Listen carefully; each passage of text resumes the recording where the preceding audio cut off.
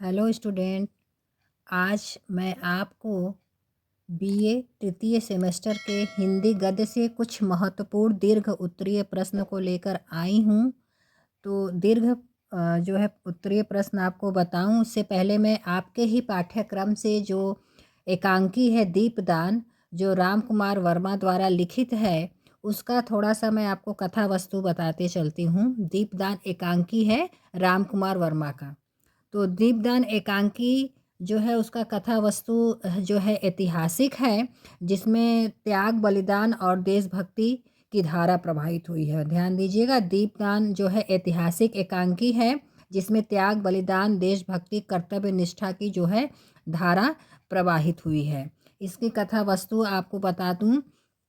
महाराणा संग्राम सिंह की मृत्यु के उपरांत उनके भाई पृथ्वी सिंह का दासी पुत्र, ध्यान दीजिएगा, महाराणा संग्राम सिंह की मृत्यु के उपरांत उनके भाई पृथ्वी सिंह का दासी पुत्र बनबीर सिंह जो है चित्तौड़ की सत्ता प्राप्त करने के लिए प्रयास करता है।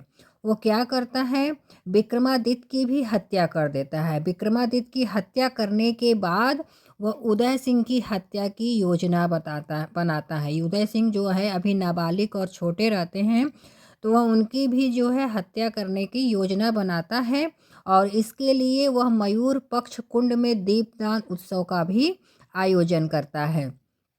उदय सिंह राजपूत छत्राड़ी पन्ना के संरक्षण में पल रहा है। उदय सिंह जो है राजपूत छत्राड़ी पन्ना के संरक्षण में पल रहा है। पन्ना जो है बनबीर के षड्यंत्र को समझ जाती है और उदय सिंह के उत्सव में जाने की जिद करने पर वह उसे वहां नहीं जाने देती है। वह समझ चुकी है बनबीर के इरादों को, इसलिए वह उदय सिंह को मना करती है।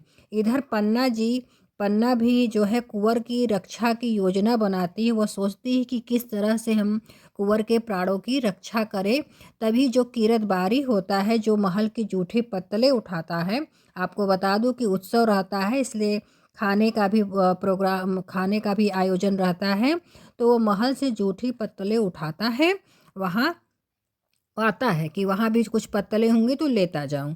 तो पन्ना क्या करती है, पन्ना अपनी सूझबूझ से कीरतबारी की टोकरी में पत्तों के नीचे उदय सिंह को रखकर सुरक्षित महल से बाहर भेज देती है। इसी बीच अपने पुत्र चंदन को वह उदय सिंह की सैया पर सुला देती है। थोड़ी देर बाद हाथ में नंगी तलवार लेकर बनबीर उदय सिंह के कक्ष में आता है। वह जागीर का लालच देकर पन्ना को अपने षड्यंत्र में शामिल करने का प्रयास करता है, परंतु पन्ना जरा भी विचलित नहीं होती, वह जरा भी घबराती नहीं है। क्रोधित बनबीर, हालांकि वह नशे में भी रहता है, मदिरा पान किए रहता है, तो क्रोधित होकर चंदन को ही उदय सिंह समझकर पन्ना की आंखों के आगे उसे मृत्यु के घाट पर उतार देता है। इसी घटना के साथ ही एकांकी समाप्त हो जाती है। इस प्रकार जो दीपदान है उसकी एकांकी की कथा वस्तु संक्षिप्त, सरस, कौतूहलपूर्ण है और ऐतिहासिक सत्य इसमें आबद्ध है। ऐतिहासिकता के साथ साथ इसमें जीवंतता भी विद्यमान है। तो ये थी दीपदान की जो है कथा वस्तु। अब मैं आपको हिंदी गद्य साहित्य से कुछ महत्वपूर्ण दीर्घ उत्तरीय प्रश्न लेकर आई हूँ, क्योंकि इसी तरह के प्रश्न जो है आपके प्रश्न पत्र में पूछे जाएंगे। पहला क्या है, शुरुआत ही आपका होता है हिंदी कहानी के उद्भव और विकास। हिंदी गद्य साहित्य का इतिहास है ये। तो इसमें से प्रश्न इस तरह के बनते हैं।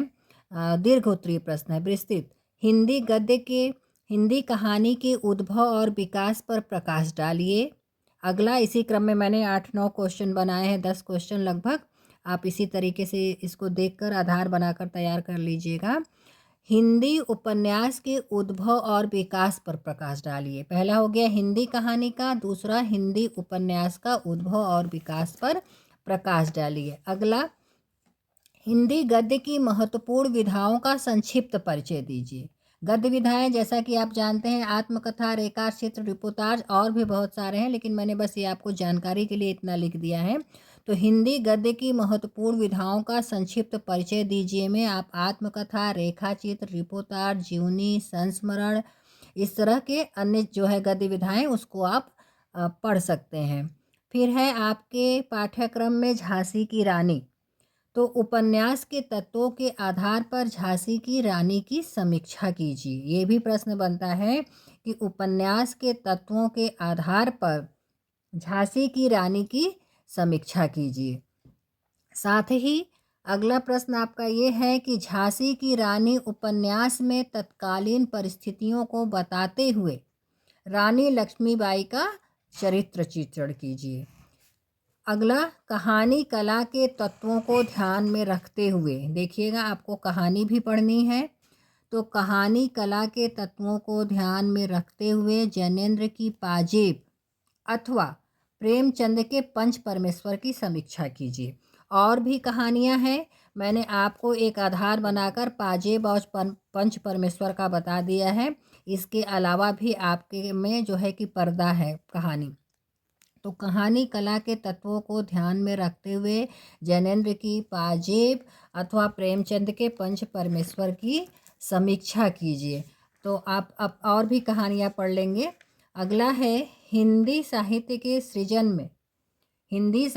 सृजन में जयशंकर प्रसाद के योगदान का मूल्यांकन कीजिएगा। ध्यान दीजिए, आपको ध्रुव स्वामिनी नाटिका पढ़नी है, तो ध्रुव स्वामिनी जो है वो जयशंकर प्रसाद का है, तो इसीलिए ये प्रश्न बना दिया है कि हिंदी साहित्य के सृजन में जयशंकर प्रसाद के योगदान का मूल्यांकन कीजिए। या ये भी पूछ सकता है कि नाट्य तत्वों के आधार पर ध्रुव स्वामिनी की समीक्षा कीजिए। साथ ही ये प्रश्न भी महत्वपूर्ण बन जाता है कि ध्रुव स्वामिनी नाटक इतिहास और कल्पना का मिश्रित चित्रण है, स्पष्ट कीजिए। इसी क्रम में ये प्रश्न भी पूछता है, ध्रुव स्वामिनी अथवा चंद्रगुप्त का चरित्र चित्रण। अक्सर कोई न कोई इसमें से चरित्र चित्रण आता ही है। अगला, इसी क्रम में आपको निबंध पढ़ना है। निबंध में आपको क्या पढ़ना है? भारतेंदु हरिश्चंद्र का पढ़ना है, और मित्रता पढ़नी है आचार्य रामचंद्र शुक्ल का, अशोक के फूल हजारी प्रसाद द्विवेदी का, तुम चंदन हम पानी डॉक्टर विद्यानिवास मिश्र का। तो मैंने एक दो बना के बता दिया है, इसी आधार पर आएगा। तो आचार्य शुक्ल का जो है आपका पाठ्यक्रम में निबंध जो है वो कौन सा है? आचार्य शुक्ल का है मित्रता। तो उन पे प्रश्न मैंने आपको बना दिया है कि आचार्य शुक्ल की भाषा शैली स्पष्ट करते हुए उनकी साहित्यिक सेवाओं पर प्रकाश डालिए।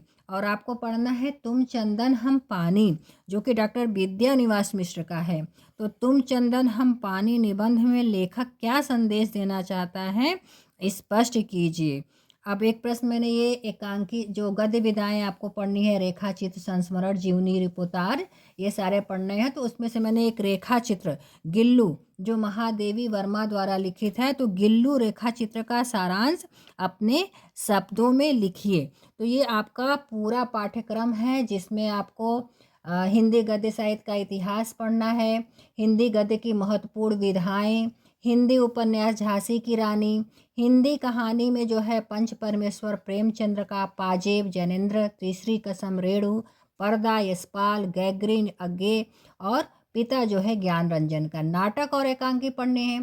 तो नाटक में मैंने आपको ध्रुव स्वामिनी बताया, जो जयशंकर प्रसाद द्वारा है रचित। एकांकी अभी आपको उसका सारांश बताया है, वो डॉक्टर राम कुमार वर्मा का है। लक्ष्मी का स्वागत जो है उपेंद्र नाथ अश्क का है। निबंध भी आपको बताया है, जैसे अशोक के फूल, मित्रता, तुम चंदन हम पानी। अन्य गद्य विधाओं में आपको रेखा चित्र पढ़ना है, और डायरी, इंटरव्यू, आत्मकथा, ये सब थोड़ा थोड़ा आपको इसमें जो है सभी चीज़ों का, सभी गद्य विधाओं की आपको जो है थोड़ा बहुत ध्यान से उसको देख लीजिएगा। धन्यवाद।